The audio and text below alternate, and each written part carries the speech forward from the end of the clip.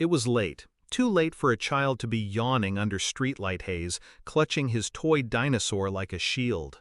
I was buckling my son into the back seat when I heard hurried footsteps.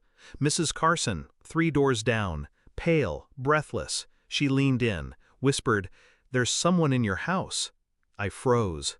Her eyes darted toward my porch. I saw movement through the blinds. A man, not you. My heart should have raced. It didn't.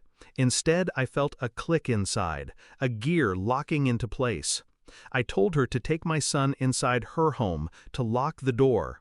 Then I called the police, calmly, like I'd rehearsed it. When they arrived, one officer stepped onto the porch, leaned into the window, then recoiled. "I can't believe this," he muttered. Then he waved the others over. I stepped closer. I didn't need to see what he saw. I already knew. She said she needed time to herself, needed the quiet, needed to work from home. I trusted her. That's the thing about betrayal, it doesn't come screaming. It slips in through routines, silence, small shifts in behavior, a locked bedroom door during video calls, unwashed dishes despite her being home all day. That subtle way she began wearing perfume again, but only around noon. I noticed, of course I did. But love is a blinder you wear willingly. You don't question the person who built your life with you, until you do. And once you do, you can't stop. It began with the towels, new ones, not our usual brand, not even our usual color. Then came the wine, a full bottle one evening, gone the next morning, and she didn't drink alone. I checked her phone when she showered. Face ID failed. She'd changed it. Smart. But not smart enough.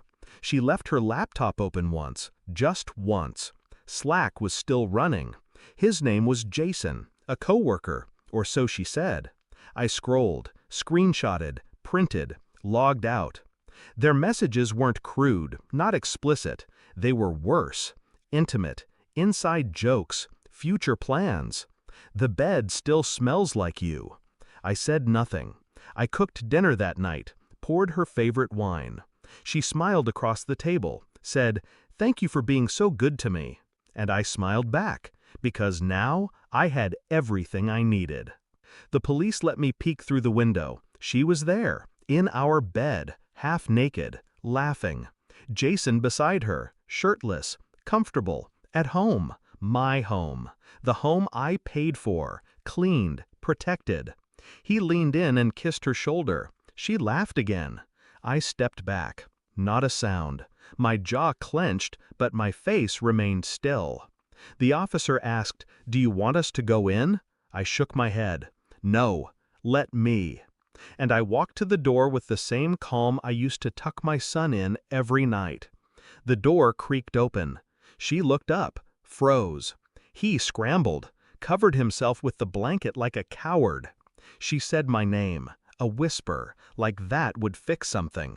I held up the folder. Inside, the printed messages, a thumb drive with voice recordings, copies of receipts from hotels billed under her name during doctor's appointments. She didn't touch it. Jason stood up. "Look, man." I cut him off with a glance.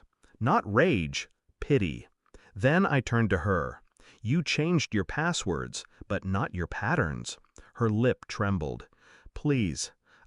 I told the HOA, I said quietly. "They'll be contacting you about the lease transfer." Her eyes widened. "You're kicking me out?" "No." Pause. "I already moved out, weeks ago." I turned to leave, let the folder drop to the floor. "You don't live here anymore," I said. "Neither of you do." Mrs. Carson handed me my son. He asked what happened. "Nothing," I said. "Just had to say goodbye to something broken." He nodded, too young to understand.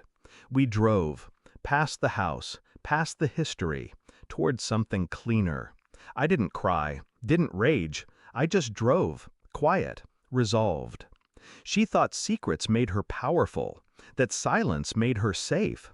But secrets rot from the inside, and silence, that's where I do my best thinking. She left her soul in that house. I only left the keys.